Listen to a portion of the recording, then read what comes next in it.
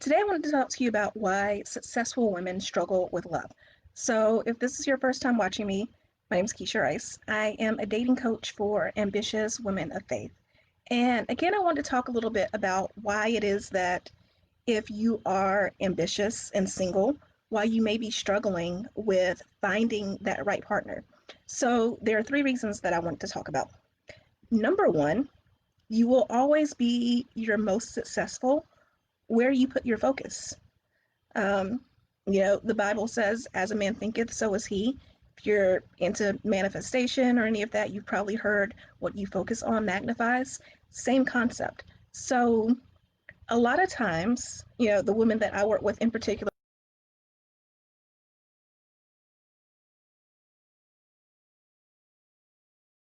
it's easy to see why when you see how much time and focus and energy they put into that endeavor.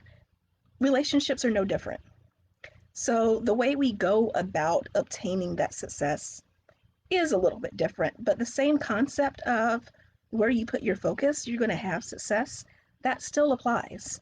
So if you want to be successful in dating and love and relationships, it requires that you invest the time on learning how to address any past trauma that you've had, on learning how to improve your communication skills, on learning how to be a great partner. So that means maybe you should go to therapy. Maybe you need to invest in a coach. Maybe you need to listen to more podcasts, read more books. But if you are putting energy into becoming better at something, you will become better. So if you put energy into your dating life, then you will become better at dating. You will become better at communicating with men. You will become better at um, you will become better at your discernment.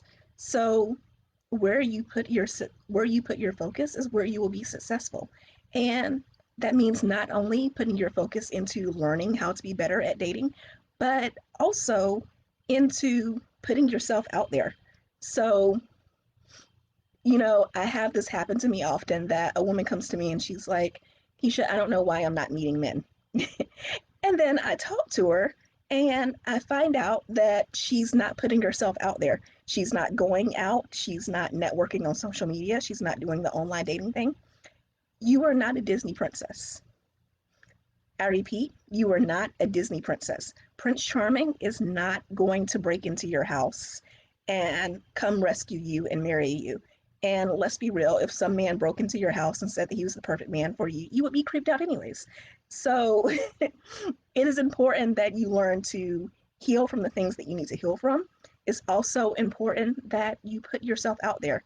Again, whether that is in person or we're in the midst of Rona right now. So whether that's online dating or networking on social media. So that's the number one reason why you can be successful in your career, but not necessarily so much in your love life, is because you haven't put enough focus in that area of your life yet. The second thing is doing versus being. So oftentimes, those of us who are really ambitious have also gotten into a point where we want steps to create whatever it is that we want. So, our career paths are go to college, do the internships, get your degree. After you get your degree, you like find that perfect career. You go ahead and you start your own business. And after you start the business, then you do all of these things to like grow it. Or after you get into your career, you do all these things to get a promotion. You're used to doing rather than being. So I want to ask a question. If you had to describe yourself without saying a single thing about what it is that you do for a living, how would you describe yourself? Because it is important that you get into who you are in your essence, not just what you do for a living, not just um, how much money you make or how that income affects your lifestyle, but who you are. That is getting into, yes, your character traits, but also what you like, what you enjoy. Being able to talk about the things that you're passionate about are so much more important than being able to talk about your career. And sometimes those things do intertwine. But just think about it. When you go on a date, you don't want to hear a guy go on and on and on for like 15 minutes about what he does for a living. He doesn't want to hear it from you either.